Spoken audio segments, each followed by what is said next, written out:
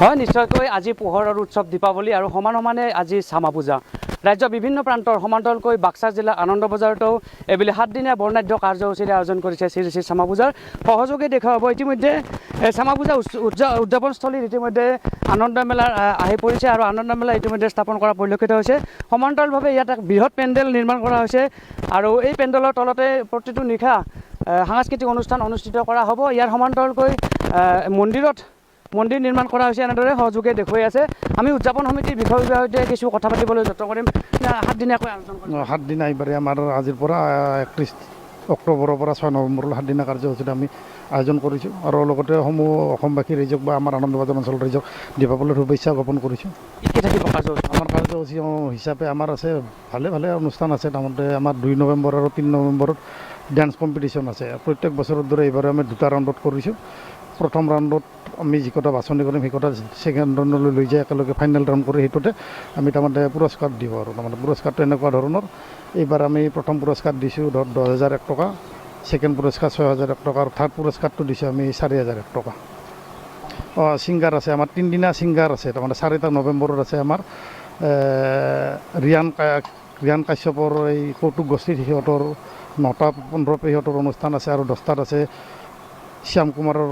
সংগীত অনুষ্ঠান আৰু 5 তাৰিখে আছে আমাৰ ডান্স গ্ৰুপ এটা আছে আৰু 9টা 15 ডান্স গ্ৰুপ আৰু 10:30 বজাত আছে আমাৰ বড়ো ছিংগাৰ একজন ওদালগুৰিত তেখেতৰ সংগীতানুষ্ঠান আছে আৰু 6 তাৰিখে আছে আমাৰ ডান্স গ্ৰুপ এটা আছে 9টা 15 আৰু 10:30 পৰা অলংকিতা ৰূপেংকিতাৰ বিশেষ অনুষ্ঠান আছে সংগীত বহুত কিবাকিবি প্ৰগ্ৰেম আয়োজন আছে আমাৰ যেনে বাণিজ্য মেলা আছে এইফালে মীনা বজাৰ আছে তাৰমানে আনন্দ মেলাৰো আয়োজন আছে আৰু সাংস্কৃতিক অনুষ্ঠানটো বহুল হিচাপত আয়োজন কৰা হৈছে আৰু 55তম কি আহ্বান জনাব আজি দীপাৱলীৰ দিনত অসমবাসী ৰাইজে যাতে সম্পূৰ্ণ আমাৰ এই অঞ্চলৰ ৰাইজে যাতে সুখত থাকে ভাল হৈ ভালকৈ চবতে একো হাই কাজিয়া নকৰাকৈ ধুনীয়াকৈ দীপাৱলী উদযাপন কৰি এখনি অসমবাসী ৰাইজক অনুৰোধ জনাইছোঁ হয় নিশ্চয় এইবেলি আনন্দ বজাৰ চামা পূজা উদযাপন সমিতিয়ে 7 দিনীয়া বৰ্ণাঢ্য কাৰ্যসূচীৰে চামা পূজা উদযাপন কৰিছে আৰু এইবেলি 55তম বৰ্ষত ভৰি দিছে চামা পূজা উদযাপন সমিতিয়ে আজি সন্ধিয়াৰ ভাগত দেৱীক বেদীত প্ৰতিষ্ঠা কৰাৰ পিছতে পূজা অৰ্চনা আৰম্ভ কৰা হ'ব ইয়াৰ পিছতে সাংস্কৃতিক কাৰ্যসূচী ৰূপায়ণ কৰা হ'ব সহযোগে দেখুৱাই আছে ইতিমধ্যে উদ্যোক্তা সমিতিৰ বিষয়ববীয়াসকলে চাফাই অভিযানত নামি পৰিছে আৰু নিশাৰ ভাগত যাতে ইয়াত লোকাৰণ্য হৈ পৰিব যাৰ বাবে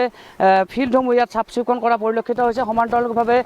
আনন্দ মেলাৰ কামসমূহ সিহঁতে যাৱতীয় কামসমূহ সম্পন্ন কৰা পৰিলক্ষিত হৈছে মুঠৰ ওপৰত ক'ব লাগিব বিগত বৰ্ষৰ দৰে এইবেলিও আনন্দ বজাৰ চামা পূজাত